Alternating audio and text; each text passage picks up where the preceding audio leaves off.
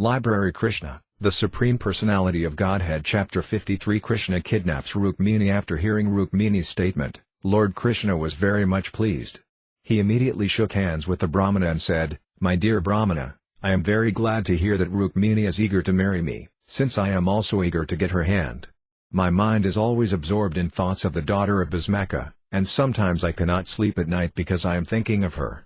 I can understand that the marriage of Rukmiṇī with Sisapala has been arranged by her elder brother in a spirit of animosity toward me, so I am determined to give a good lesson to all of these princes. Just as one extracts and uses fire after manipulating ordinary wood, after dealing with these demoniac princes I shall bring forth Rukmiṇī, like fire, from their midst." Krishna, upon being informed of the specific date of Rukmiṇī's marriage, was anxious to leave immediately.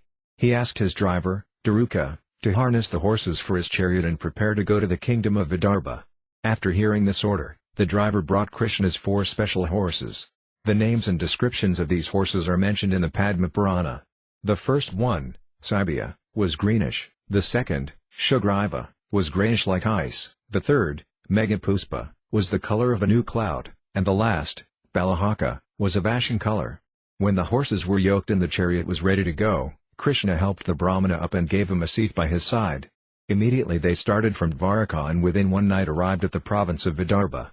The kingdom of Dvaraka is situated in the western part of India, and Vidarbha is situated in the northern part.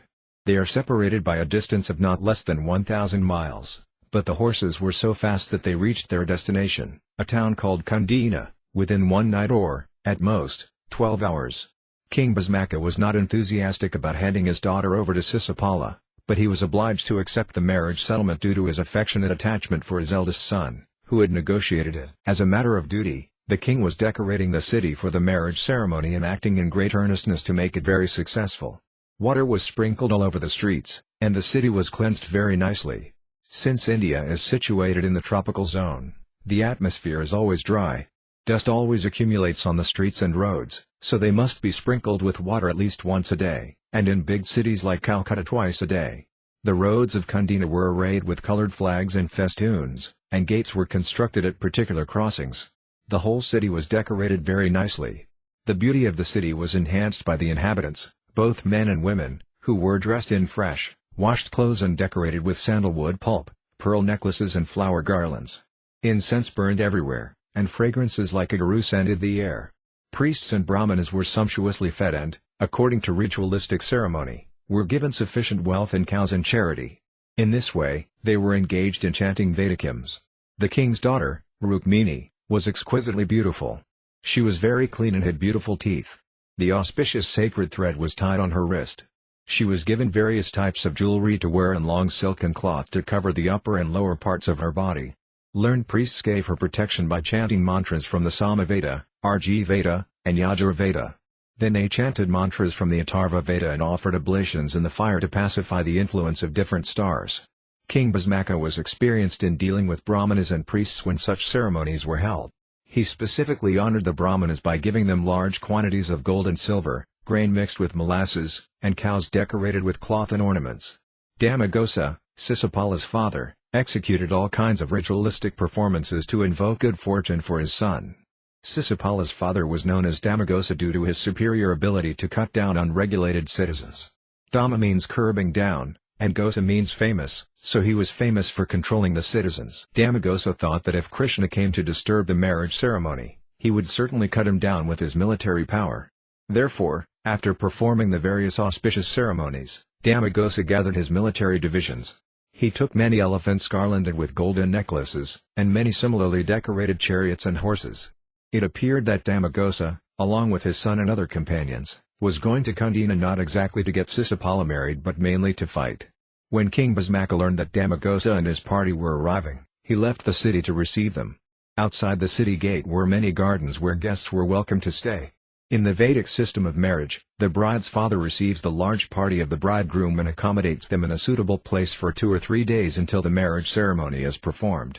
The party led by Damagosa contained thousands of men, among whom the prominent kings and personalities were Jarasandha, Dandavakra, Vijayaratha, and Pandraka.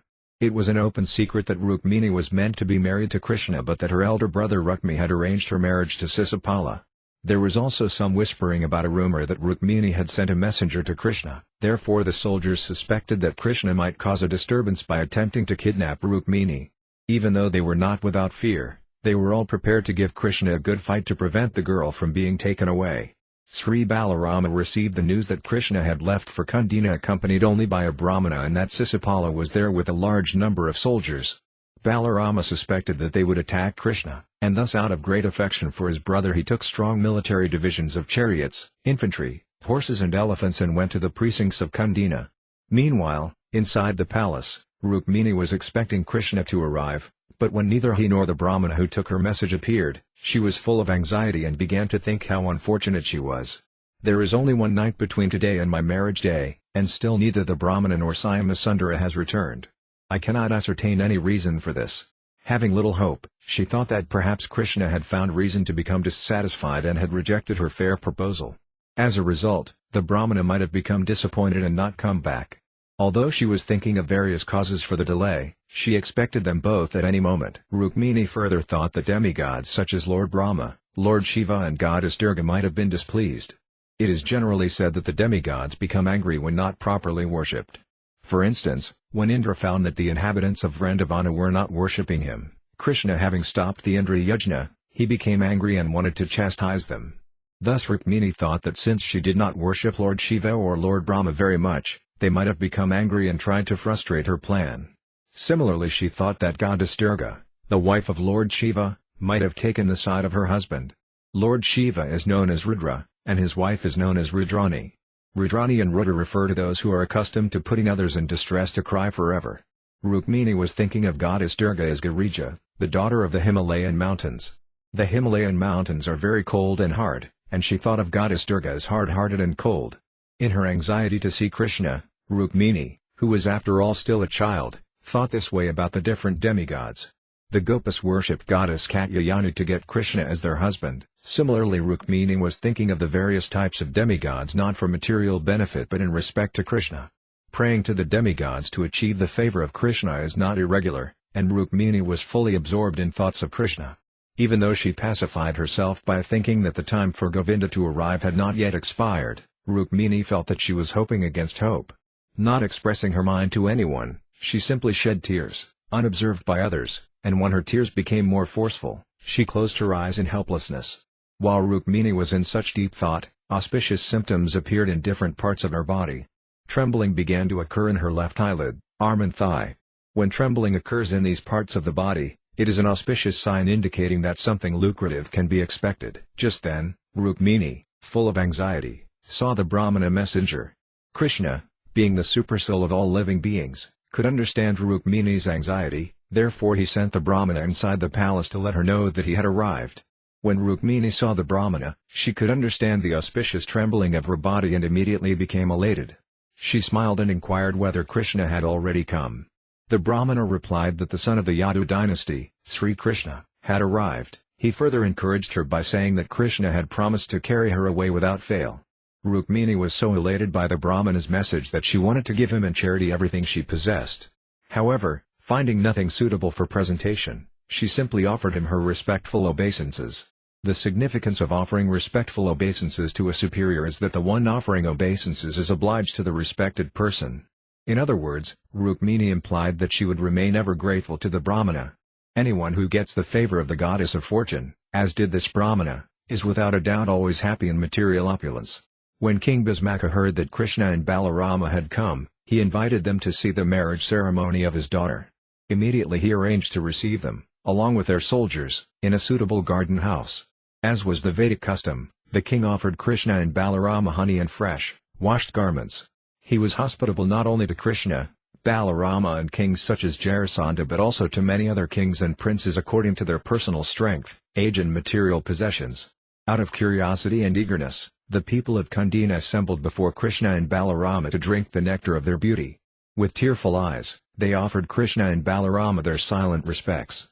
They were very much pleased, considering Lord Krishna the suitable match for Rukmiṇī.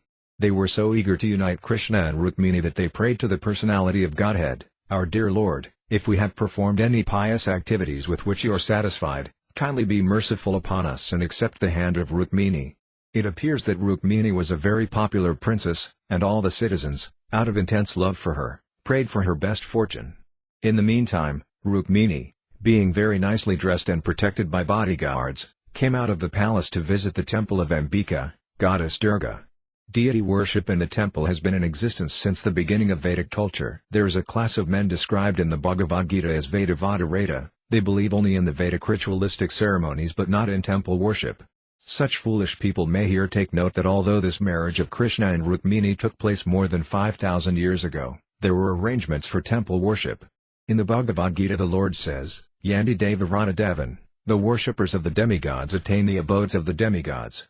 There were many people who worshipped the demigods and many who directly worshipped the Supreme Personality of Godhead.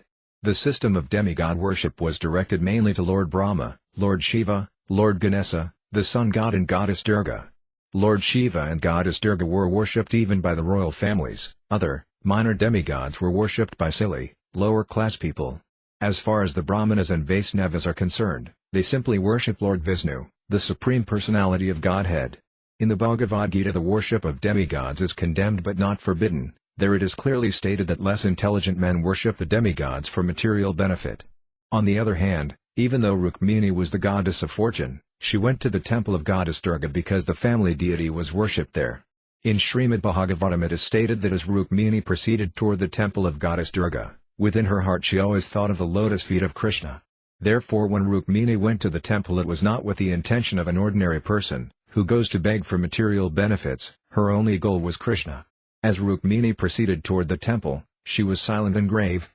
Her mother and her girlfriends were by her side, and the wife of a Brahmana was in the center. Surrounding her were royal bodyguards. This custom of the would-be brides going to the temple of a demigod is still practiced in India. As the procession continued, various musical sounds were heard. Conch shells, drums such as panavas, and bugles of different sizes, such as turias and buras, combined to make a sound which was not only auspicious but very sweet to hear. Thousands of wives of respectable Brahmanas were present, all dressed very nicely with suitable ornaments. They presented Rukmiṇī with flower garlands, sandalwood pulp and a variety of colorful garments to assist her in worshipping Lord Shiva and goddess Durga. Some of these ladies were very old and knew perfectly well how to chant prayers to goddess Durga and Lord Shiva, so, followed by Rukmiṇī and others, they led these prayers before the deity.